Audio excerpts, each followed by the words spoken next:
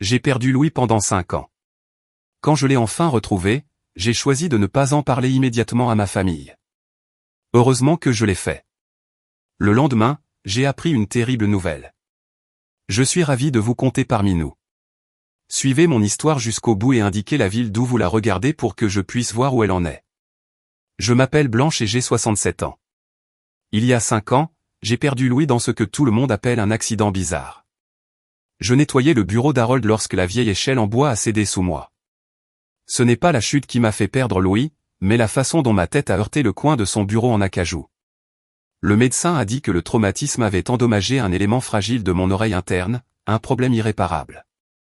Du moins, c'est ce que nous pensions tous. Harold, mon mari depuis 42 ans, est devenu ma voix au monde. Stuart, notre fils unique, est venu me voir plus fréquemment au début, même si sa femme, Esme, semblait toujours irritée par l'attention supplémentaire que je demandais. J'ai appris à lire sur les lèvres, à communiquer par écrit, à naviguer dans un monde soudain devenu silencieux. Le plus dur n'était pas le silence en lui-même. C'était de voir la patience de ma famille s'éroder lentement. Esme se tenait parfois derrière moi, ses lèvres remuant rapidement, ce que je supposais être des plaintes adressées à Stuart. Je ne pouvais pas déchiffrer ses mots sous cet angle, mais son langage corporel en disait long. Bras croisés, tête secouée, yeux révulsés. Stuart acquiesçait, les épaules affaissées, comme s'il s'agissait d'une résignation. Harold ne perdait jamais patience avec moi. Même lorsque sa santé a commencé à décliner il y a 2 ans, il restait assis à mes côtés pendant des heures, écrivant des notes, s'assurant que je me sente impliqué dans les conversations. Quand des visiteurs venaient, il répétait tout ce qu'il disait, ses mains burinées se déplaçant lentement pour que je puisse les lire. Il y a 3 mois, mon monde a encore changé. J'éprouvais d'étranges sensations dans les oreilles, de légers claquements et des pressions que je n'avais plus ressenties depuis l'accident. Lors d'une consultation de routine, mon médecin a remarqué quelque chose d'inhabituel et m'a orienté vers un spécialiste. Après des examens approfondis, le docteur Morrison m'a annoncé une nouvelle qui aurait dû être merveilleuse. Une nouvelle intervention chirurgicale avait été mise au point pour restaurer mon audition. L'opération était expérimentale, coûteuse et sans garantie. Harold et moi avons décidé de l'essayer quand même. Que avions-nous à perdre? 2 semaines après l'intervention, assis dans notre jardin un mardi matin, je l'ai entendu. Le chant des oiseaux, d'abord doux, comme un souvenir lointain, puis de plus en plus clair, jusqu'à ce que des larmes coulent sur mon visage. J'entendais à nouveau, mais quelque chose me faisait hésiter avant de partager ce miracle avec ma famille. Peut-être était-ce dû à la façon dont Esme me regardait ces derniers temps, ou à la façon dont les visites de Stuart étaient devenues plus courtes et superficielles. J'ai décidé d'attendre, d'observer, de comprendre ce que mes 5 années de silence avaient pu révéler sur les personnes que j'aimais le plus. Harold est décédé 3 semaines plus tard. Une crise cardiaque dans son sommeil, paisible et soudaine. J'étais dévasté, mais aussi reconnaissante qu'il ait pu me voir recouvrer Louis, même si j'étais la seule à le savoir. Les funérailles ont eu lieu hier au cimetière Holy Cross, où Harold avait choisi une place à côté de ses parents. La cérémonie était magnifique. Le pasteur Williams a parlé de la gentillesse d'Harold, de son dévouement envers sa famille et de ses 40 années de pharmacien au service de notre communauté. J'étais assis au premier rang, Stuart d'un côté, Esme de l'autre, jouant le rôle de la veuve sourde et endeuillée, mais j'entendais tout. Pendant la cérémonie, j'entendais des conversations chuchotées derrière moi. De vieux amis se parlaient de Harold, des voisins s'exprimaient pour ma perte, mais j'entendais aussi autre chose. La voix grave et pressante d'Esme, parlant à son amie Margaret pendant le chant de clôture. « Dieu merci, c'est enfin terminé », murmura-t-elle. Stuart s'inquiétait terriblement de ce qu'il allait faire d'elle. Elle ne peut pas vivre seule, c'est évident, et Harold l'a gâtée à mourir. Elle ne comprend pas que les choses vont changer maintenant. Mon sang se glaça, mais je gardai une expression neutre, les yeux fixés sur le cercueil d'Harold. Margaret lui murmura, « Que vas-tu faire d'elle ?»« Oh, on a tout prévu », répondit Esme d'une voix satisfaite que j'avais appris à reconnaître même sans l'entendre. Harold a tout légué à Stuart, bien sûr. À qui d'autre l'aurait-il laissé? Elle ne peut ni gérer ni argent ni bien dans son état. On va lui trouver un logement agréable, vendre la maison et enfin commencer notre vraie vie ensemble. Le cantique prit fin et les gens commencèrent à sortir. Je restai figé, digérant ce que je venais d'entendre. Esme croyait qu'Harold avait tout légué à Stuart. Elle prévoyait déjà de m'interner et de vendre ma maison. Au bord de la tombe, tandis que la terre tombait sur le cercueil d'Harold, j'écoutais d'autres conversations. La voix de Stuart, incertaine et coupable. Maman semblait si perdue. On devrait peut-être attendre avant de prendre de grandes décisions. La réponse d'Esmé fut cinglante. Elle s'adaptera. Elle le doit.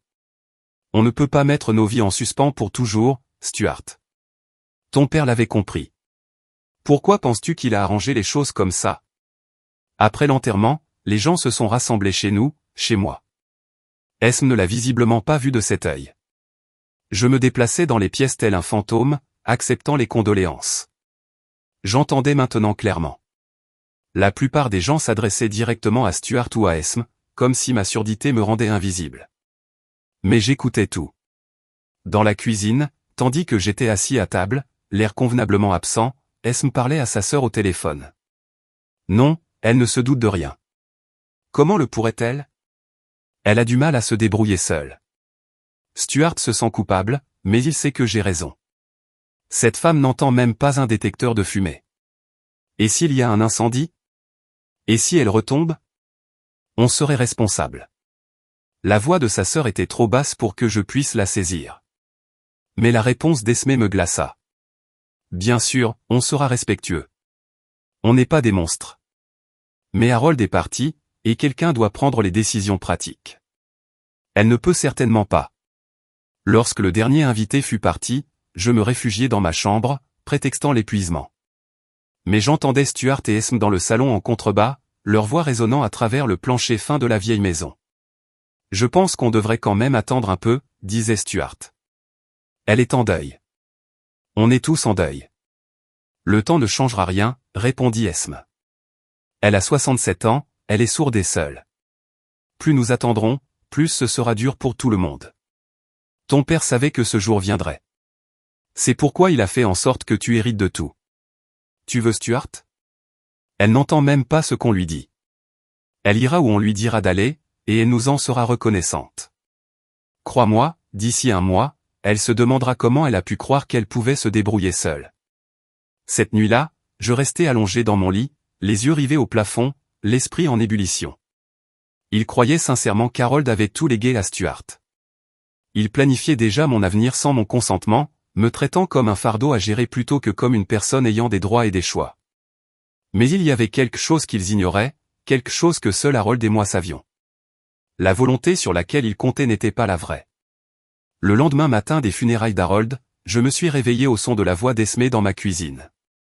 Elle était de nouveau au téléphone, d'un ton vif et professionnel. Oui, je comprends que le processus prend du temps, mais nous devons agir vite. Elle ne rajeunit pas et, franchement, elle est de plus en plus perdue chaque jour.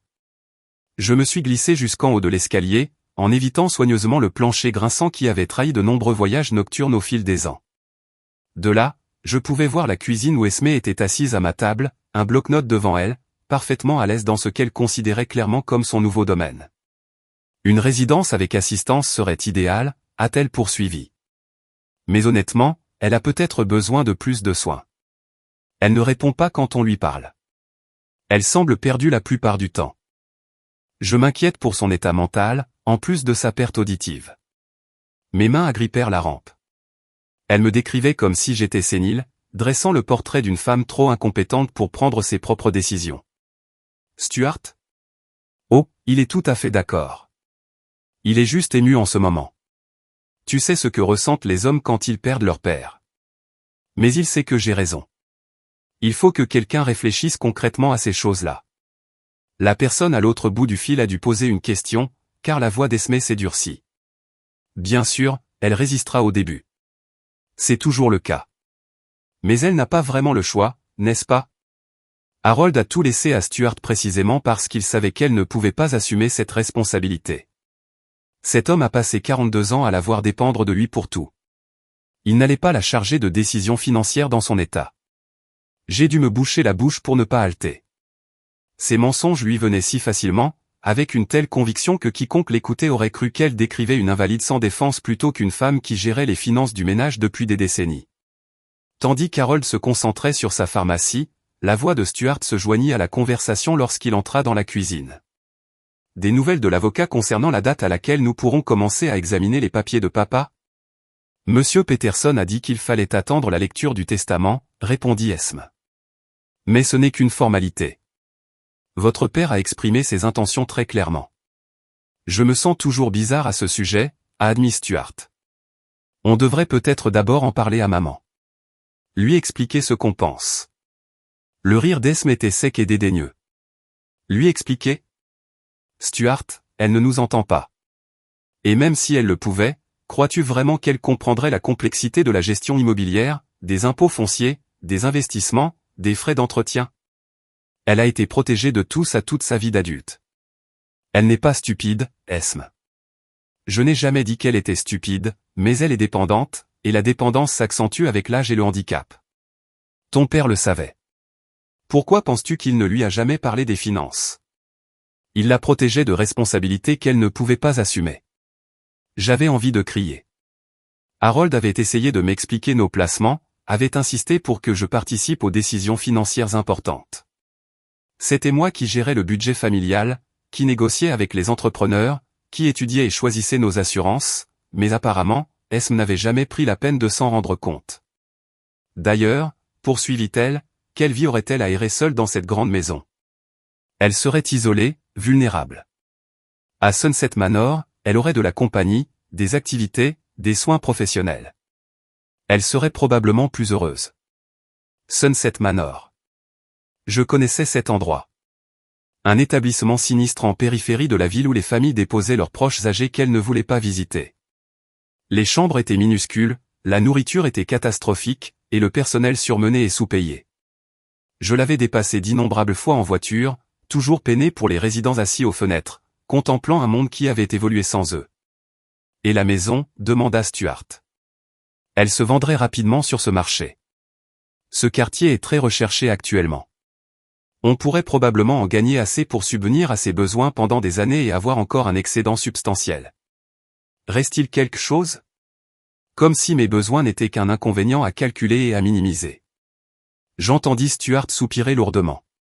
J'aurais juste aimé que papa me parle de tout ça avant de mourir. Oh, ma chérie, il a essayé. Tu n'étais juste pas prête à l'entendre. Tu te souviens, Noël dernier, quand il t'a prise à part? Il s'inquiétait de ce qui arriverait à ta mère si quelque chose lui arrivait. Il savait que tu devrais prendre des décisions difficiles. C'était un mensonge. Noël dernier, Harold avait pris Stuart à part pour lui demander d'être plus patient avec moi, de comprendre que ma perte auditive rendait les situations sociales difficiles. Il n'avait jamais évoqué l'idée de me placer en institution ou de prendre en charge mes affaires. Mais Stuart ne s'en souviendrait plus ainsi maintenant. Le deuil avait le don de remodeler les souvenirs, et Esme était experte en manipulation subtile. L'important, poursuivit Esme, c'est que nous fassions ce qui est le mieux pour tout le monde. Ta mère sera en sécurité et bien entourée. Nous pourrons enfin fonder notre propre famille sans nous soucier des soins aux personnes âgées, et l'héritage de ton père sera préservé. Leur propre famille. J'ignorais qu'ils cherchaient des enfants, mais cela expliquait bien l'urgence d'Esme à me mettre à l'écart. Je suppose que tu as raison, dit finalement Stuart. C'est juste qu'elle semble si petite et perdue sans papa. C'est précisément pour cela qu'elle a besoin de soins professionnels. Le deuil affecte chaque personne différemment, surtout à son âge et compte tenu de ses limitations. On ne peut pas s'attendre à ce que nous assurions une surveillance 24 heures sur 24. Je me suis réfugié dans ma chambre, le cœur battant la chamade, sous l'effet de la rage et de la trahison. Ils étaient si confiants, si certains de leur plan. Stuart croyait sincèrement agir dans mon intérêt, tandis qu'Esme orchestrait mon exil avec l'habileté d'une experte en manipulation. Mais il y avait quelque chose qu'ils ignoraient. Je me dirigeais vers mon placard et écartais les vieux manteaux d'hiver pour révéler le petit coffre-fort qu'Harold avait installé des années auparavant. Mes doigts se souvinrent de la combinaison, de la date de notre mariage. À l'intérieur, sous de vieux bijoux et des papiers importants, se trouvait une enveloppe en papier craft marquée « Testament, Harold Matthews, original ». Je l'ai sortie, les mains tremblantes, bien que je l'ai lu des dizaines de fois depuis la mort d'Harold. Le véritable testament, celui dont Harold et moi étions les seuls à avoir connaissance, racontait une histoire bien différente de celle qu'Esme partageait avec tant d'assurance. Harold avait effectivement mis à jour son testament 3 mois avant sa mort, juste après mon opération auditive, en fait. Mais au lieu de tout léguer à Stuart, comme Esme le supposait, il m'avait tout légué. La maison, les comptes d'épargne, son assurance vie, son fonds de retraite, tout m'appartenait. Plus important encore, le testament contenait un langage spécifique sur lequel Harold avait insisté. Je suis sain d'esprit et j'ai constaté que ma femme, Blanche Matthews, reste mentalement compétente et capable de gérer ses propres affaires malgré sa déficience auditive. Toute tentative de la déclarer incompétente ou de la placer en institution contre sa volonté doit être considérée comme contraire à mes souhaits et potentiellement frauduleuse. Harold s'était douté d'une telle chose. Il avait vu l'apparence d'Esme chez nous, entendu ses remarques désinvoltes sur la valeur de la maison et remarqué son impatience croissante face aux exigences de la famille. Il m'avait protégé de la seule manière possible, en s'assurant que j'avais les moyens juridiques et financiers de me protéger. Le testament contenait également une autre disposition cruciale. Si Stuart contestait le testament ou tentait de me faire déclarer inapte, son héritage serait réduit à une somme symbolique, la majeure partie de la succession étant versée au fonds de charité de l'hôpital local. Harold aimait notre fils, mais il avait percé à jour les manipulations d'Esme. Il avait laissé le choix à Stuart, respecter l'autonomie de sa mère et hériter d'une somme substantielle, ou tenter de passer outre la volonté de son père et perdre presque tout. J'ai remis le testament dans le coffre, les mains plus stables. Qu'il planifie.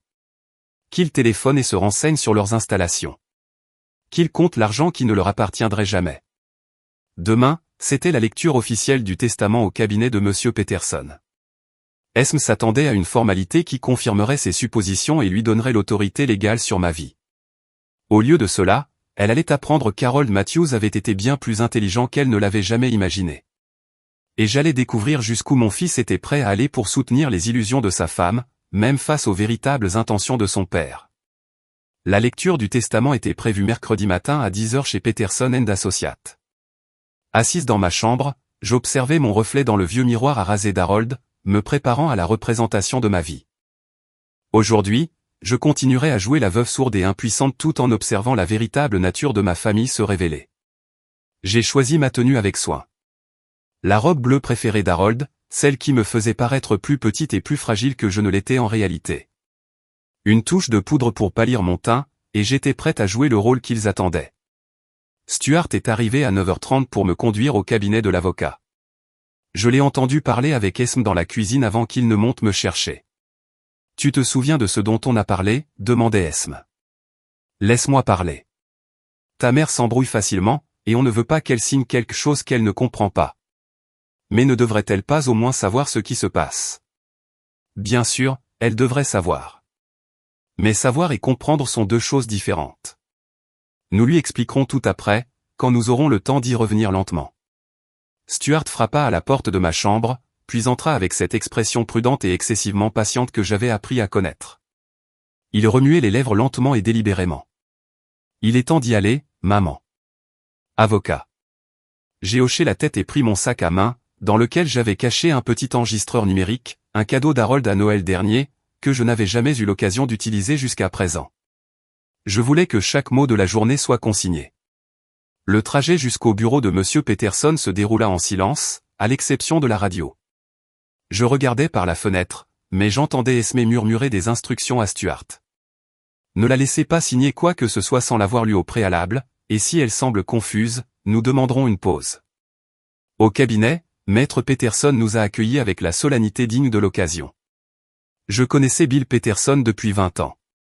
Il s'était occupé des affaires d'Harold et de notre planification successorale. C'était un homme gentil, mais je voyais la pitié dans ses yeux lorsqu'il me regardait.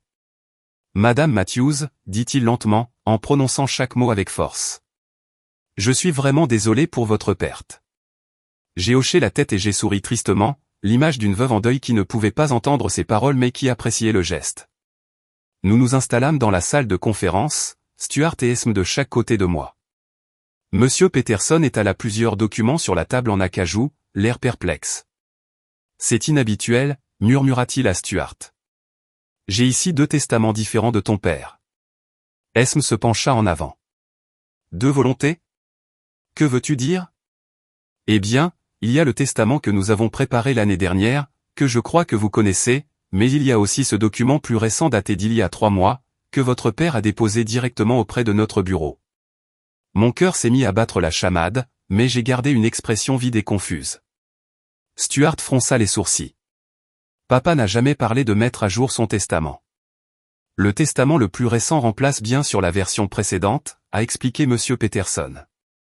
Mais je dois dire que les dispositions sont très différentes de celles dont nous avions discuté initialement. La voix d'Esmé devint aiguë. Différent en quoi? Monsieur Peterson s'éclaircit la gorge et commença à lire. Moi, Harold James Matthews, étant saint d'esprit et de corps, révoque par la présente tous les testaments et testaments antérieurs. Tandis qu'il poursuivait sa lecture des premiers paragraphes, j'observais le visage d'Esmé. Elle était confiante, presque suffisante, s'attendant visiblement à entendre le nom de Stuart comme principal bénéficiaire. Puis Monsieur Peterson arriva à la partie cruciale. Je lègue l'intégralité de ma succession, y compris ma maison située au 1247 Elm Street, tous mes comptes bancaires, mes investissements, le produit de mon assurance vie et mes biens personnels à ma bien-aimée épouse, Blanche Elane Matthews. Le silence dans la pièce était assourdissant. Esmé resta bouche bée. Stuart cligna rapidement des yeux, comme s'il essayait de comprendre ce qu'il venait d'entendre. Il doit y avoir une erreur, dit finalement Esmé.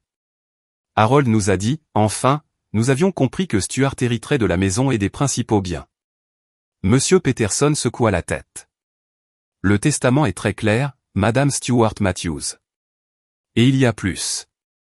Il continua sa lecture. J'ai constaté que ma femme conserve ses facultés mentales et est pleinement capable de gérer ses affaires malgré sa déficience auditive. Toute tentative de la déclarer incompétente ou de la placer en institution contre sa volonté doit être considérée comme contraire à mes intentions et potentiellement passible de poursuite. Le visage d'Esmé était devenu blanc. C'est impossible. Harold savait que Blanche ne pouvait pas assumer ses responsabilités financières. Elle est sourde, bon sang. Elle peut à peine se débrouiller seule. Il y a aussi une disposition pour votre mari, dit Monsieur Peterson à Esme, puis il lut. À mon fils, Stuart Matthews, je lègue la somme de $50 000, sous réserve qu'il respecte l'autonomie de sa mère et qu'il accepte son droit à vivre de façon indépendante. S'il conteste ce testament ou tente de faire déclarer sa mère inapte, ce legs sera réduit à $1, le reste de ma succession étant versé au fonds de charité de l'hôpital Saint-Marie. Le silence retomba dans la pièce. J'entendais presque les pensées d'Esmé s'emballer, cherchant comment sauver ses plans. Stuart a finalement parlé. Je ne comprends pas, papa ne m'en a jamais parlé. Votre père est venu nous voir en privé il y a 3 mois, a expliqué Monsieur Peterson. Il a dit vouloir s'assurer que votre mère serait protégée et aurait les moyens de vivre de manière autonome. Il a été très précis quant à ses compétences. La voix d'Esme était tendue. Mais elle ne peut pas vivre seule. Elle est sourde. Et en cas d'urgence? Et si elle tombe? Et si quelqu'un essaie de profiter d'elle? Monsieur Peterson m'a regardé avec inquiétude. Madame Matthews, comprenez-vous ce que nous venons de lire? Avez-vous des questions concernant votre héritage? Je le fixai d'un air absent, inclinant la tête comme pour lire sur ses lèvres. Puis je regardai Stuart avec confusion, ma performance parfaite. Stuart soupira lourdement. Elle ne comprend pas, Monsieur Peterson. Elle est comme ça depuis la mort de papa. Encore plus renfermée que d'habitude. On devrait peut-être organiser une évaluation de compétences, suggéra rapidement Esme. Par mesure de sécurité. Je suis sûr qu'Harold aurait souhaité des garanties. Monsieur Peterson fronça les sourcils.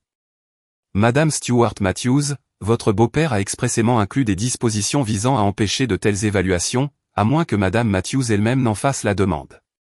Il était très soucieux de la protéger des pressions extérieures.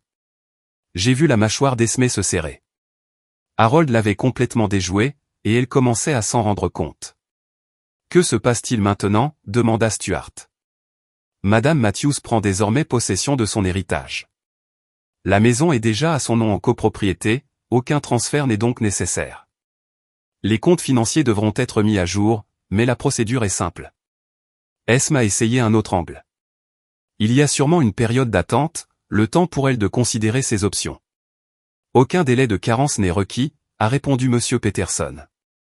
Madame Matthews est la propriétaire légale de ses biens depuis le décès de son mari. Alors que nous nous préparions à partir, Monsieur Peterson m'a remis un dossier contenant des copies de tous les documents. Madame Matthews, dit-il doucement, si vous avez besoin d'aide pour comprendre ces documents ou pour gérer vos affaires, n'hésitez pas à appeler notre bureau. J'ai hoché la tête et souri, serrant le dossier contre ma poitrine comme une vieille femme confuse qui ne comprenait pas sa signification. Le trajet du retour fut tendu. Je sentais la colère irradier d'Esme, tandis que Stuart semblait sincèrement désemparé. Je n'arrive pas à croire que papa ait fait ça sans nous en parler, dit finalement Stuart. Oh, il nous a parlé, répondit Esme d'une voix glaciale. Il ne nous a juste pas dit la vérité. La question est, pourquoi? Peut-être qu'il protégeait maman. La protéger de quoi? De nous? Nous sommes sa famille, Stuart. Nous voulons ce qu'il y a de mieux pour elle. Peut-être que papa ne l'a pas vu de cette façon. Le rire d'Esme était amer. Votre père était pharmacien, pas 10 heures de bonne aventure. Il ne pouvait pas savoir à quel point son état empirerait après sa mort. Regardez-la. Elle est complètement déconnectée de la réalité. Je gardais les yeux fixés sur le paysage qui défilait, mais j'entendais chaque mot. Je sentais la tension monter entre eux. Que faisons-nous maintenant? Demanda Stuart. On s'adapte, dit Esme d'un ton sombre. On trouve un autre moyen de l'aider. Car, que ton père le veuille ou non, il l'a mise dans une situation très vulnérable. De retour à la maison, ils m'ont aidé à entrer et à m'installer dans le salon. Je suis resté assise tranquillement pendant qu'ils discutaient dans la cuisine, leur voix portant clairement jusqu'à moi. Ça change tout, disait Esme. Elle possède 4 millions de dollars d'actifs, et elle ne comprend même pas ce que ça signifie. C'est peut-être ça le but, répondit Stuart. Peut-être que papa voulait qu'elle puisse vivre confortablement sans se soucier de l'argent. Stuart, ta mère ne peut pas signer un chèque sans aide. Comment est-elle censée gérer les impôts fonciers, l'entretien de la maison et les décisions d'investissement? Elle sera la cible de tous les escrocs et prédateurs de l'État. Alors, que proposes-tu? Je propose qu'on l'aide. Qu'elle ait tout hérité ou non, elle a toujours besoin du soutien de sa famille. On s'installe ici temporairement, on l'aide à s'adapter et on veille à ce qu'elle ne soit pas exploitée. J'ai senti un frisson me parcourir le dos. Il ne pouvait pas contrôler l'héritage, alors maintenant il voulait me contrôler directement. Emménager ici? Stuart semblait incertain. Juste temporairement, le temps qu'elle prenne ses marques. Cette maison est immense. Il y a largement assez de place. Et réfléchis Y. S'il lui arrive quelque chose, si elle se perd et signe quelque chose qu'elle ne devrait pas, ou si quelqu'un la convainc de modifier son testament, que se passera-t-il ensuite? Au moins, si nous sommes là, nous pourrons la protéger. Protège-moi.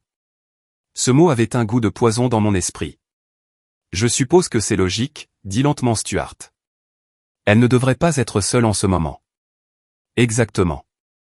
Et Stuart, ton père lui a peut-être laissé de l'argent, mais il t'a quand même laissé 50 000 $. Ce n'est pas rien. On peut utiliser cet argent pour l'aider à prendre soin d'elle, faire quelques travaux dans la maison, et peut-être embaucher quelqu'un pour les gros travaux.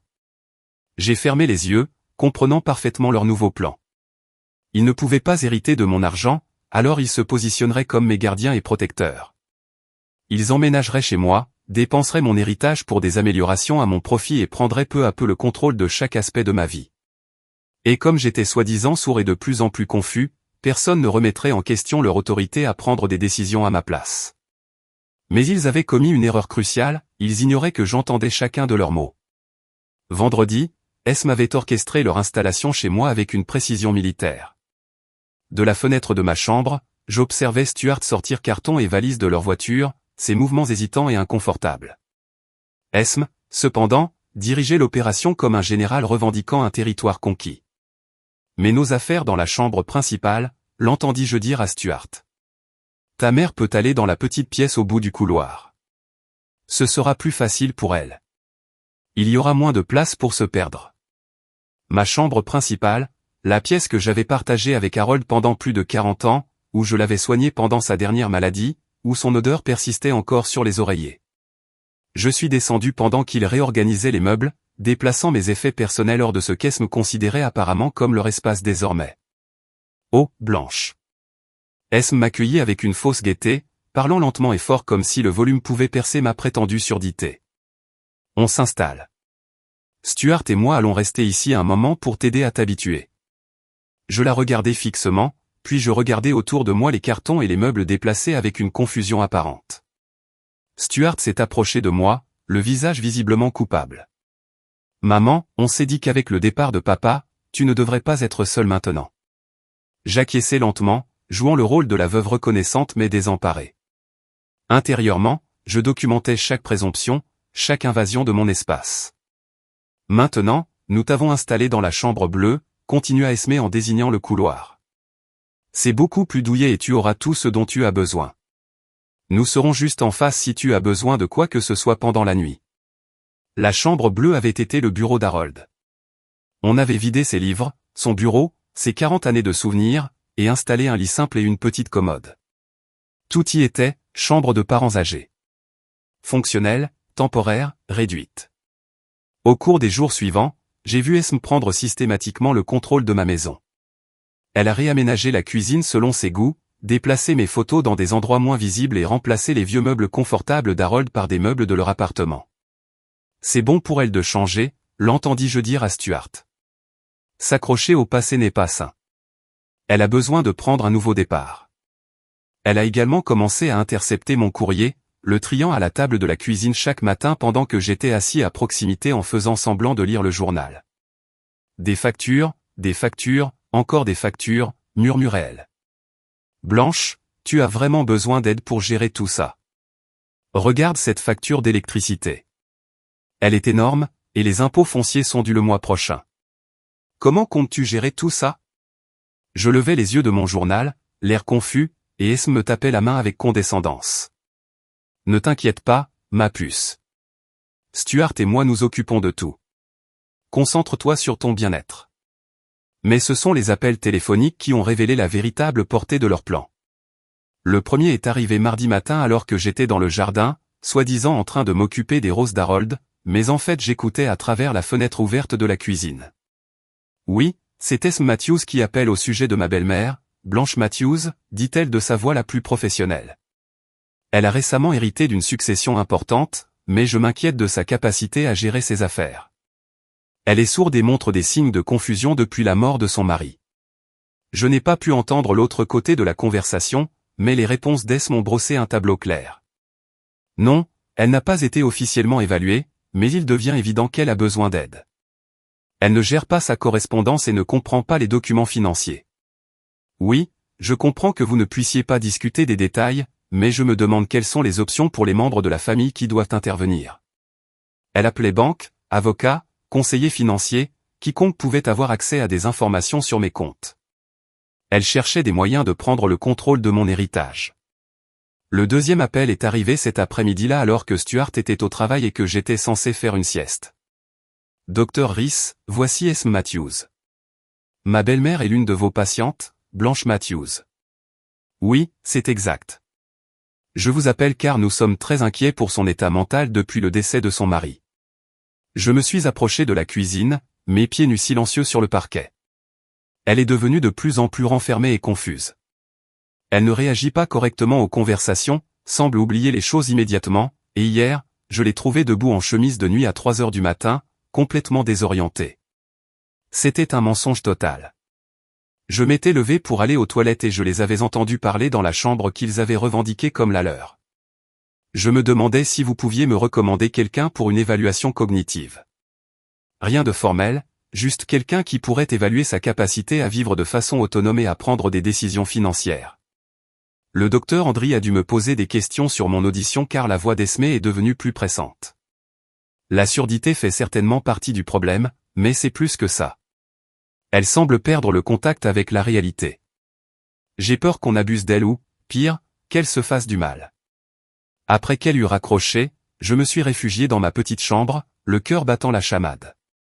Esme montait méthodiquement un dossier pour mon incompétence, préparant le terrain pour que je sois déclaré inapte à gérer mes propres affaires. Mais le pire est arrivé mercredi soir lors d'un appel que je l'ai entendu passer depuis la chambre principale. Margaret, c'est Esme. Oui, on est bien installé maintenant. Non, c'est plus dur que prévu. Son état se détériore vraiment rapidement. Stuart est dans le déni, mais j'en vois les signes. J'ai collé mon oreille contre le mur, reconnaissant pour la construction mince de la vieille maison. De l'argent? Oh, il y en a beaucoup.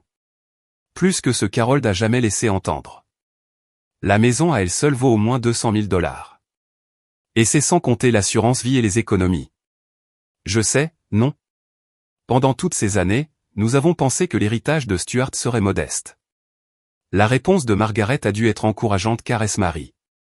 Eh bien, on ne peut évidemment pas s'en contenter, mais si elle est déclarée incompétente, Stuart deviendrait son tuteur. Nous pourrions alors prendre des décisions dans son intérêt. Vendre cette grande maison, la mettre en sécurité, investir l'argent judicieusement.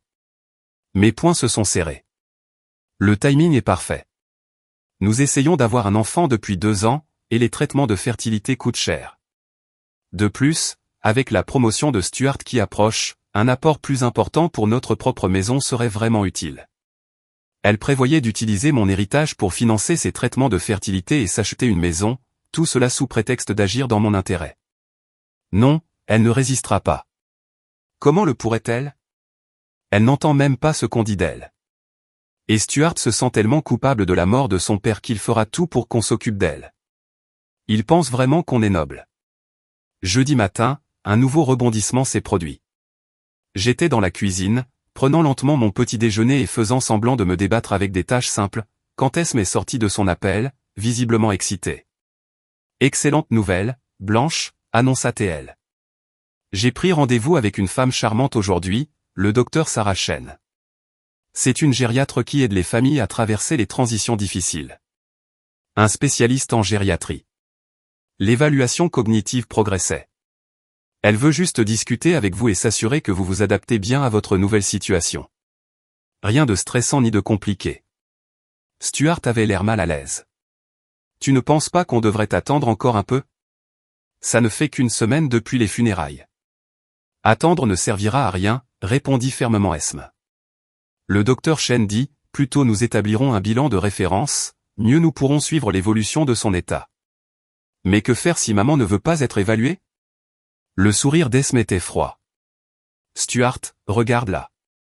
Elle ne comprend pas ce qu'est une évaluation. Nous sommes sa famille. C'est notre responsabilité de veiller à ce qu'elle reçoive les soins appropriés. J'ai continué à manger mon pain grillé, mâchant lentement et fixant la table comme si je n'entendais pas leur conversation sur mon avenir. Mais intérieurement, je calculais. Le docteur Chen arriverait cet après-midi. Elle me poserait des questions, observerait mes réponses et rédigerait un rapport qu'Esme utiliserait pour justifier sa décision de prendre le contrôle de ma vie. À moins que je ne sois prêt à la recevoir. Je me suis excusé et suis allé dans ma petite chambre, où j'ai récupéré le magnétophone numérique dans mon sac à main. Depuis une semaine, j'enregistrais chaque conversation, chaque mensonge, chaque manipulation. J'avais des heures d'enregistrement prouvant qu'Esme déformait délibérément ma situation et complotait pour me voler mon héritage. Mais plus important encore, j'avais le véritable testament, précieusement enfermé dans le vieux coffre-fort d'Harold. Ce testament qui non seulement me léguait tout, mais me mettait spécifiquement en garde contre ce qu'Esme essayait de faire. J'avais aussi autre chose, quelque chose que j'avais découvert en parcourant les papiers d'Harold après les funérailles. Une lettre qui m'était adressée, scellée et portant la mention suivante, à n'ouvrir que si Blanche se sent menacée ou sous pression par des membres de sa famille après mon décès. Je l'avais gardée en espérant ne jamais en avoir besoin. Mais aujourd'hui semblait être le bon moment. Les doigts tremblants, j'ai brisé le sceau et déplié l'écriture familière d'Harold. Ma chère Blanche, si tu lis ceci, c'est que mes pires craintes se sont réalisées. J'espère me tromper, mais je soupçonne qu'Esme tentera de profiter de ta situation après mon départ. Elle s'est trop intéressée à nos finances, trop pressée de discuter de ce qui t'arriverait si quelque chose m'arrivait. J'ai vu comment elle considère cette maison, j'ai entendu ses commentaires sur tes limites. Je veux que tu saches que tu n'es pas limitée. Tu n'es pas impuissante. Tu es la femme la plus forte que j'ai jamais connue, et tu mérites de vivre tes dernières années avec dignité et indépendance. Si quelqu'un tente de vous forcer à prendre des soins que vous ne souhaitez pas, ou de s'approprier l'héritage que je vous ai laissé, résistez. Le testament vous protège légalement, mais vous devez vous protéger personnellement. Ne les laisse pas te convaincre de ton incapacité. Ne les laisse pas voler la vie que nous avons construite ensemble. Tu as plus de force qu'ils ne le pensent. Utilise-la. Avec tout mon amour, Harold. J'ai plié la lettre soigneusement et l'ai remise dans l'enveloppe. Harold le savait. Il avait percé à jour la manipulation d'Esme et avait tenté de me protéger du seul moyen possible. Il était temps de me protéger. Le docteur Chen devait arriver à 14 heures. Cela me laissait 4 heures pour me préparer au spectacle de ma vie, non pas celui d'une femme désemparée et impuissante, mais celui de quelqu'un prêt à reprendre le contrôle de sa propre histoire. Le docteur Sarah Chen est arrivé à 14 heures précises. C'était une petite femme d'une quarantaine d'années, au regard bienveillant et à l'attitude douce. Depuis la fenêtre de ma chambre, j'ai regardé Esme l'accueillir à la porte d'entrée, jouant à la perfection le rôle de la belle-fille inquiète. « Docteur Chen, merci beaucoup d'être venu. Je m'appelle Esme Matthews. Nous avons parlé au téléphone. C'est une période très difficile pour nous tous. » Je descendis lentement l'escalier, semblant délibérément fragile et incertain. Esme se précipita aussitôt à mes côtés, la main sur mon bras, dans un geste à la fois protecteur et autoritaire. « Blanche, voici le docteur Chen. Elle est ici pour vous rendre visite un moment. » Le docteur Chen a souri chaleureusement et a parlé clairement, établissant un contact visuel avec moi. « Bonjour, Madame Matthews. Je suis vraiment désolé pour la perte de votre mari. Je sais que ce doit être une période très difficile. » Je la regardais fixement, inclinant la tête comme si je m'efforçais de comprendre. Esme s'est immédiatement mobilisée. Elle a des difficultés depuis le décès d'Harold.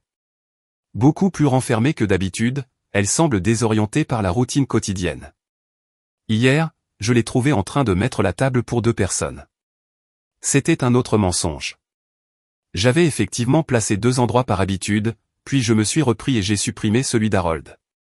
C'était un aspect normal du deuil, et non un signe de déclin cognitif. Pourquoi ne pas s'asseoir et discuter ? Suggéra le docteur Chen en s'installant dans le vieux fauteuil d'Harold. Esme s'est positionnée sur le canapé où elle pouvait nous voir tous les deux, avec l'intention claire de surveiller chaque mot. Madame Matthews, pouvez-vous me dire quel jour nous sommes aujourd'hui ? J'ai semblé perplexe et j'ai jeté un coup d'œil vers Esme, qui a immédiatement répondu à ma place. Elle a perdu la notion du temps depuis l'enterrement. Je dois lui rappeler de manger presque tous les jours. Le docteur Chen a pris note, puis a réessayé. Madame Matthews, pouvez-vous me répéter votre nom complet ? J'avais l'air à nouveau confus. Esme est intervenue. Blanche Eleanor Matthews. Mais elle ne répond plus toujours quand on prononce son nom. Cela a duré plusieurs minutes. Le docteur Chen posait des questions simples, je paraissais perplexe, et Esme me donnait des explications qui me dépeignaient comme de plus en plus incompétent. Je voyais le docteur Chen s'inquiéter de plus en plus, non seulement de mon état supposé, mais aussi de la dynamique familiale qu'elle observait.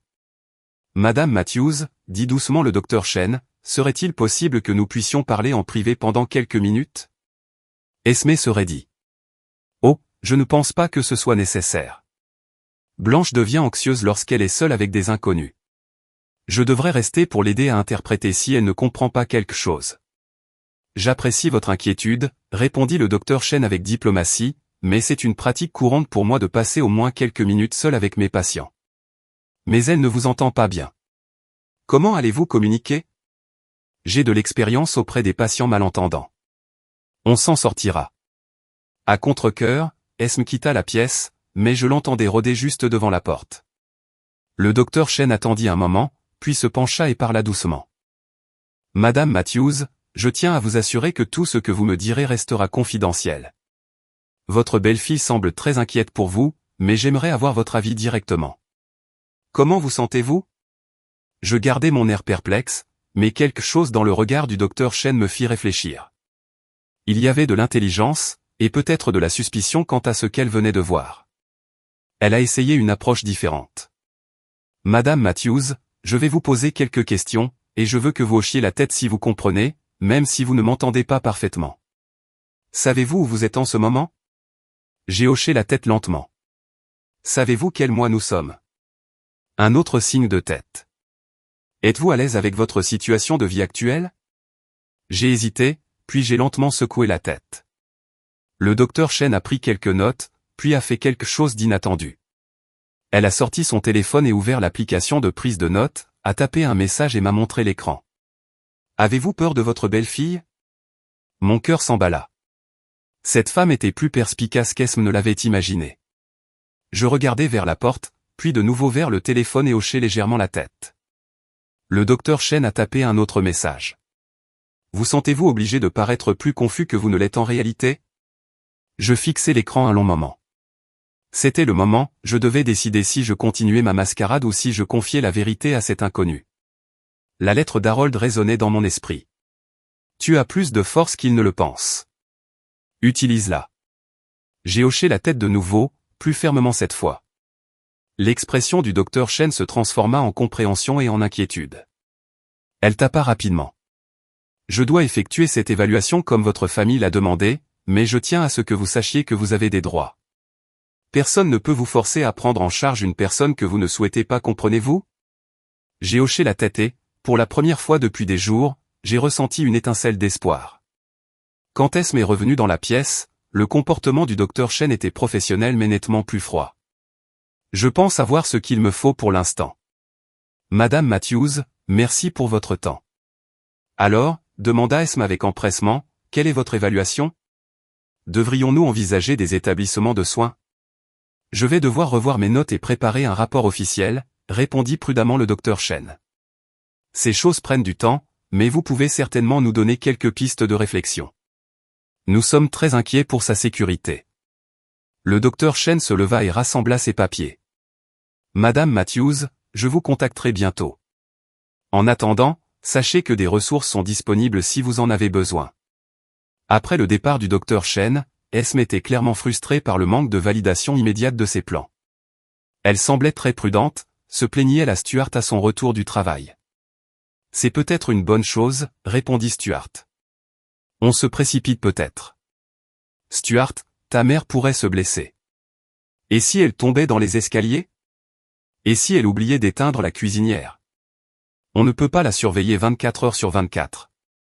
Ce soir-là, alors qu'ils discutaient de mon avenir dans leur chambre, j'ai pris une décision. J'avais hâte de lire le rapport du docteur Chen et j'espérais que Stuart trouverait le courage de tenir tête à sa femme. Il était temps de prendre ma situation en main.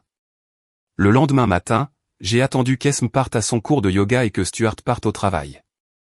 J'ai ensuite appelé un taxi et demandé au chauffeur de me conduire chez Peterson & Associates. Monsieur Peterson a été surpris de me voir seul. Madame Matthews, tout va bien? Où sont Stuart et Esme? Je me suis assis en face de son bureau et, pour la première fois depuis des semaines, j'ai parlé avec ma voix normale. Monsieur Peterson, j'ai besoin de votre aide. Et sachez que j'entends parfaitement bien. Ses yeux s'écarquillèrent sous le choc. Tu entends, mais ta famille a dit. Ma famille ignore que j'ai recouvré Louis avant la mort d'Harold. Ils ont planifié mon avenir sur la base d'hypothèses aujourd'hui infondées, et ces plans ne tiennent compte ni de mon consentement ni de mes intérêts. J'ai tout expliqué. L'opération, le testament secret d'Harold, les manipulations d'Esme, l'emménagement forcé chez moi, les tentatives pour me faire déclarer inapte. Monsieur Peterson écoutait avec une inquiétude croissante. Madame Matthews, si ce que vous me dites est vrai, cela pourrait constituer de la maltraitance et de l'exploitation financière envers les personnes âgées. C'est vrai, et j'ai des enregistrements pour le prouver. J'ai sorti mon magnétophone numérique et écouté plusieurs conversations clés, observant l'expression de Monsieur Peterson devenir plus sérieuse à chaque révélation. Que veux-tu faire, m'a-t-il demandé quand j'ai eu fini. Je veux qu'il quitte ma maison. Je veux retrouver mon indépendance et m'assurer que cela ne se reproduise plus jamais. C'est certainement votre droit, mais Madame Matthews, êtes-vous prête à affronter la confrontation que cela va provoquer? Votre fils risque de mal le prendre. J'ai pensé à Stuart, mon fils, devenu un homme trop faible pour tenir tête à sa femme manipulatrice, trop coupable de la mort de son père pour y voir clair. Cela me brisait le cœur, mais je ne pouvais pas sacrifier ma liberté pour protéger ses sentiments. Je me prépare à cette confrontation depuis une semaine, ai-je dit à Monsieur Peterson. Je suis prêt. Nous avons passé les 2 heures suivantes à planifier ma stratégie. Monsieur Peterson préparerait les documents attestant de ma compétence et de mon droit à gérer mes propres affaires. Il rédigerait également une mise en demeure exigeant qu'Esme et Stuart quittent ma propriété dans les 30 jours. En cas de refus, nous engagerions des poursuites judiciaires pour intrusion et tentative d'exploitation. À mon retour, je me sentais plus forte que jamais depuis la mort d'Harold. Le taxi m'a déposé juste au moment où Esme revenait de son cours de yoga. Blanche, où étais-tu? J'étais morte d'inquiétude de ne pas te trouver. Je la regardais fixement, sans rien dire, et haussais les épaules, jouant mon rôle une dernière fois. Tu ne peux pas t'égarer comme ça. Et si quelque chose t'était arrivé? Et si tu t'étais perdu?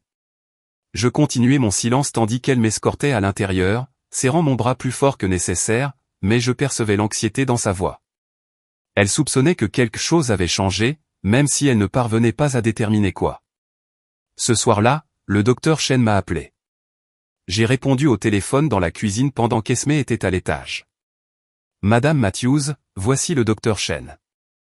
Je voulais revenir sur notre conversation d'hier. Oui, dis-je doucement en jetant un coup d'œil vers les escaliers. J'ai terminé mon évaluation et je tiens à vous informer que je n'ai trouvé aucun signe de déficience cognitive ou d'incompétence. En fait, je suis très préoccupé par la pression exercée sur vous par votre famille. Le soulagement m'envahit. Merci, Madame Matthews. Je suis tenu de faire part de mes conclusions à la personne qui a demandé l'évaluation, mais je tiens également à vous informer que j'ai documenté mes inquiétudes concernant un éventuel cas de maltraitance envers les personnes âgées. Si vous avez besoin d'aide ou si vous ne vous sentez pas en sécurité, n'hésitez pas à m'appeler. Après avoir raccroché, j'ai entendu Esme descendre l'escalier. Elle m'a trouvé assis à la table de la cuisine, fixant le téléphone avec une apparente confusion. Qui était-ce, Blanche? J'ai haussé les épaules et secoué la tête comme si je ne comprenais pas la question. Mais demain, quand Stuart rentrerait du travail, je serai prête à mettre un terme à cette mascarade une bonne fois pour toutes. Demain, ils apprendraient que la veuve sourde et impuissante qu'ils pensaient pouvoir manipuler avait écouté chaque mot, planifié chaque mouvement et s'apprêtait à reprendre sa vie en main. Demain, la représentation serait terminée et le vrai Blanche Matthews se présenterait enfin. Vendredi soir, j'étais assise dans le salon, mon salon, à attendre le retour de Stuart du travail. Esme était dans la cuisine en train de préparer le dîner et de discuter au téléphone avec quelqu'un des options de garde possibles. Elle ignorait que ce serait sa dernière nuit chez moi. À 18h15, j'ai entendu la voiture de Stuart dans l'allée. Lorsqu'il a franchi la porte d'entrée, j'étais déjà installé dans le vieux fauteuil d'Harold, le magnétophone numérique caché sur mes genoux et tous les documents dont j'avais besoin étalés sur la table basse devant moi. « Salut, maman », dit Stuart en se penchant pour m'embrasser sur le front comme il le faisait chaque soir depuis son emménagement. « Comment s'est passée ta journée ?» Je levai les yeux vers lui avec des yeux clairs et concentrés et parlais de ma voix normale. C'était très instructif, Stuart. Il faut qu'on parle. Il se figea, son expression passant de l'inquiétude désinvolte au choc. Maman, est-ce que tu m'entends? Je t'entends parfaitement. J'entends tout depuis des mois. La voix d'Esme résonna depuis la cuisine. Stuart, tout va bien là-dedans. J'ai légèrement haussé le ton. Esme, rejoins-nous. Cette conversation vous concerne tous les deux. Un bruit de vaisselle brisée résonna dans la cuisine, suivi de pas rapides. Esme apparut dans l'embrasure de la porte, le visage pâle d'incrédulité. C'est impossible, murmura-t-elle. Tu es sourd. Tu es sourd depuis 5 ans. J'étais sourd, corrigeai-je en me relevant avec plus de force et de dignité que je ne l'avais fait depuis des semaines. J'ai subi une opération il y a 3 mois qui m'a permis de retrouver Louis. Harold et moi avons décidé de ne pas en parler immédiatement. Finalement, c'était la décision la plus sage que nous ayons jamais prise. Stuart s'affala sur le canapé, son esprit clairement en ébullition. Mais toi, pendant tout ce temps, tu as agi comme si je ne t'entendais pas planifier mon avenir sans mon consentement. Comme si je ne pouvais pas entendre Esme me traiter de confuse et d'incompétente. Comme si je ne pouvais pas entendre tes discussions sur la vente de ma maison et mon internement. Le choc d'Esme se transformait rapidement en colère. Tu nous as menti. As-tu la moindre idée de ce qu'on a traversé? On s'inquiétait pour toi, on essayait de prendre soin de toi. J'ai pris l'enregistreur numérique et je l'ai tenu là où ils pouvaient tous les deux le voir. Souhaitez-vous savoir exactement quel type de soins vous prévoyez pour moi? J'ai appuyé sur play et la voix d'Esme a rempli la pièce. Dieu merci, c'est enfin terminé. Stuart s'inquiétait terriblement de ce qu'il allait faire d'elle. Elle ne peut évidemment pas vivre seule, et Harold l'a gâtée à mourir. Le visage de Stuart devint blanc en entendant les paroles de sa femme le jour des funérailles. J'ai avancé rapidement vers une autre conversation. Le timing est parfait. Nous essayons d'avoir un enfant depuis 2 ans, et les traitements de fertilité coûtent cher. De plus, avec la promotion de Stuart qui approche, un apport plus important pour notre propre maison serait vraiment utile. Esme, dit doucement Stuart. de quoi parle-t-elle? Mais je n'avais pas fini. J'ai écouté l'enregistrement d'Esme mentant au docteur Rix sur mon état mental, sa conversation avec Margaret à propos de mon argent, son projet de me faire déclarer incompétent. À chaque révélation, Stuart semblait se replier davantage sur lui-même, tandis que la façade d'Esme, celle d'un membre de la famille inquiet, s'effondrait complètement. C'est sorti de son contexte, dit Esme, désespéré. J'étais bouleversé. J'étais en deuil aussi. J'ai dit des choses que je ne pensais pas. Vraiment? Je me suis dirigé vers la table basse et j'ai pris un épais dossier. Parce que l'évaluation du docteur Chen révèle une toute autre réalité. Elle m'a jugé parfaitement compétent et a constaté de sérieuses inquiétudes quant à la pression familiale et à de possibles maltraitances envers les personnes âgées. J'ai ouvert le dossier et lu le rapport du docteur Chen. Madame Matthews ne présente aucun signe de déficience cognitive ni de diminution de ses capacités. Cependant, j'ai observé une dynamique familiale troublante, notamment des interruptions dans les réponses des patients, des interventions sans leur consentement et un encadrement apparent du comportement des patients. Je recommande une intervention immédiate si les membres de la famille persistent à tenter de contourner l'autonomie du patient. Stuart regarda sa femme avec une horreur naissante. Esme, c'est vrai? Tu as menti sur l'état de maman? Stuart, tu as vu comment elle se comporte, confuse, renfermée. Parce que j'étais en deuil, ai-je interrompu. Parce que j'ai perdu mon mari après 42 ans de mariage. Mais cela ne fait pas de moi une incompétente, et cela ne vous donne certainement pas le droit de me voler mon héritage et de planifier ma vie sans mon consentement. J'ai sorti le testament d'Harold et je l'ai posé sur la table. C'est pourquoi Harold m'a tout légué, Stuart. Non pas parce qu'il ne t'aimait pas, mais parce qu'il voyait ce qui se passait. Il savait qu'Esme préparait déjà sa mort, calculait déjà la valeur de nos biens. Stuart prit le testament d'une main tremblante et lut la section sur la protection contre la pression familiale et l'exploitation potentielle. Papa le savait, murmura-t-il. Ton père était un homme sage. Il a vu clair dans les manipulations d'Esme, même quand tu n'y parvenais pas. Le sang-froid d'Esme s'est finalement complètement effondré. C'est ridicule, Stuart. Elle nous ment depuis des semaines. Comment peux-tu croire ce qu'elle dit? Parce que, dit lentement Stuart, tout ce qu'elle dit est logique. La façon dont tu as insisté pour l'évaluation. La façon dont tu as insisté pour qu'on emménage ici. La façon dont tu as élaboré tous ces plans. Il regarda sa femme comme s'il la voyait clairement pour la première fois. Mon Dieu, Esme, qu'as-tu fait? J'ai essayé de la protéger. Il fallait bien que quelqu'un pense concrètement à son avenir. En mentant sur son état mental? En prévoyant de lui voler son héritage. Ce n'est pas du vol si c'est dans son intérêt. Je m'avançai, ma voix calme mais ferme. Ce n'est pas à toi de décider, Esme. Ça ne l'a jamais été. Je suis allé dans le placard d'entrée et j'ai récupéré 2 valises, celles qu'ils avaient apportées lorsqu'ils avaient emménagé il y a seulement une semaine. Je veux que vous sortiez tous les deux de chez moi ce soir. Le visage de Stuart s'est décomposé. Maman, s'il te plaît, laisse-moi t'expliquer. Il n'y a rien à expliquer, Stuart. Tu as choisi de soutenir les mensonges et les manipulations de ta femme au lieu de défendre ta mère. Tu as emménagé chez moi, pris possession de ma chambre et planifié mon internement sans jamais me demander ce que je voulais. Mais nous pensions que nous aidions. Non, tu pensais hériter de mon argent. Quand ça n'a pas fonctionné, tu as décidé de me contrôler à la place. J'ai tendu les valises à Stuart. Tu as 1 heure pour faire tes bagages et partir. Si tu n'es pas parti avant 8 heures, j'appelle la police et je te fais expulser pour violation de domicile. Esme retrouva sa voix. Tu ne peux pas faire ça. On n'a nulle part où aller. Tu as ton appartement. Tu as ton travail. Tu as les $50 000 qu'Harold a laissés à Stuart, à condition qu'il ne conteste pas le testament et ne perde même pas cette somme. C'est dingue, cria Esme. Stuart, vas-tu la laisser nous jeter dehors comme ça? Stuart regardait tour à tour sa femme et sa mère, le visage déchiré par le conflit. Esme, peut-être. On devrait peut-être y aller. Maman a peut-être besoin d'espace. L'espace? Stuart? Elle nous a menti. Elle a enregistré nos conversations privées. C'est vindicatif et cruel. J'ai ressenti un moment de tristesse pour mon fils, pris entre sa femme manipulatrice et la réalité de ce qu'ils avaient tenté de me faire. Mais ma compassion n'allait pas plus loin. Stuart, dis-je doucement. Tu es mon fils et je t'aime, mais je ne me laisserai ni contrôler ni exploiter, même par ma famille, surtout par ma famille. Il hocha lentement la tête, les larmes aux yeux. Je suis désolé, maman.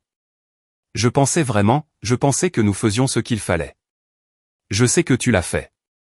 C'est ce qui rend la situation si triste. Il leur a fallu 45 minutes pour emballer leurs affaires.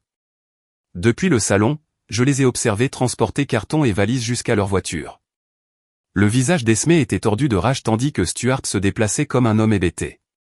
Avant de partir, Stuart est revenu à l'intérieur une dernière fois. Maman, on peut parler un de ces jours? Quand les choses se seront calmées? J'ai regardé mon fils, cet homme que j'avais élevé et aimé, qui avait été si facilement manipulé pour me trahir, et j'ai ressenti un mélange complexe d'amour, de déception et d'espoir. Quand tu seras prêt à avoir une conversation honnête sur ce qui s'est passé ici, et quand tu seras prêt à accepter que je suis un adulte compétent qui mérite le respect, alors oui, nous pourrons parler. Il hocha la tête et se retourna pour partir, puis s'arrêta. Je suis vraiment désolé. Je sais que tu le es, Stuart. La question est de savoir si tu es suffisamment désolé pour changer. Après leur départ, j'ai parcouru ma maison, redevenu ma maison, en reprenant possession de chaque pièce. J'ai remis mes affaires dans la chambre principale, remis les photos d'Harold à leur place et remis les meubles à leur place. Dans le bureau d'Harold, j'ai retrouvé la lettre qu'il m'avait laissée et je l'ai relue. Tu as plus de force qu'il ne le pense. Utilise-la. Je l'avais utilisée. Je m'étais protégé, j'avais retrouvé mon indépendance et j'avais refusé d'être la victime de ceux qui auraient dû me protéger. Le lendemain matin, j'ai appelé Monsieur Peterson pour l'informer que la situation était résolue. J'ai ensuite appelé le docteur Chen pour la remercier de son soutien et de son intégrité professionnelle. Mais l'appel le plus important que j'ai passé a été à ma sœur Rose en Californie, une relation que j'avais laissée s'éteindre au fil des années parce qu'elle m'avait toujours trouvé des raisons pour lesquelles nous étions trop occupés pour les visites familiales. Blanchir. La voix de Rose était pleine de chaleur et de surprise. J'ai été vraiment désolé d'apprendre pour Harold. Comment vas-tu? Je vais mieux que prévu, lui ai-je dit. D'ailleurs, je me demandais si tu aimerais recevoir de la visite. J'ai du voyage à rattraper. 3 mois plus tard, j'écris ces lignes depuis le porche de Rose à San Diego, en regardant le coucher de soleil sur l'océan Pacifique. J'ai vendu la grande maison de Sacramento. Trop de souvenirs, et je voulais quelque chose de plus petit et plus facile à gérer. J'ai acheté un joli petit cottage près de Rose, assez proche pour les dîners de famille, mais assez loin pour l'indépendance. Stuart m'appelle de temps en temps. Nous essayons de reconstruire notre relation, mais ça avance lentement. Il a demandé le divorce d'Esmé, qui, il s'avère, avait de toute façon prévu de le quitter une fois qu'elle aurait récupéré mon héritage. Certaines leçons sont plus chères que d'autres. J'ai utilisé une partie de l'héritage d'Harold pour voyager, ce que nous avions toujours prévu de faire, mais que nous avions sans cesse repoussé. J'ai vu le Grand Canyon, rendu visite à de vieux amis et redécouvert des parts de moi-même enfouies sous des années de soins et de deuil. Mais surtout, j'ai appris quelque chose d'important, être seul n'est pas synonyme de solitude. Après 5 ans de silence et des semaines à faire semblant d'être impuissant, j'ai retrouvé ma voix et je n'ai plus peur de l'utiliser. Les appareils auditifs que je porte maintenant sont presque invisibles et mon indépendance est absolue. Je suis bénévole dans un centre local pour personnes âgées, où j'aide les autres à surmonter les défis du vieillissement dans la dignité. Je me suis fait de nouveaux amis, j'ai repris d'anciens passe-temps et j'ai découvert que la vie à 67 ans peut encore réserver des surprises. On me demande parfois si je regrette d'avoir révélé la trahison de ma famille de manière aussi flagrante. La réponse est simple, je regrette que cela ait été nécessaire, mais je ne regrette pas de m'être protégé. Harold avait raison. J'avais plus de force qu'il ne le pensait. Plus que je ne le pensais, en fait. Et parfois, le plus beau cadeau qu'on puisse se faire, c'est le courage d'utiliser cette force, même quand cela implique de rester complètement seul. Surtout dans ces moments-là. Maintenant, je suis curieux de savoir qui vous a écouté. Que feriez-vous à ma place? Avez-vous déjà vécu une expérience similaire? Laissez un commentaire ci-dessous. En attendant, je vous laisse sur l'écran final 2 autres histoires qui sont des incontournables de la chaîne et qui vous surprendront certainement. Merci d'avoir suivi jusqu'ici.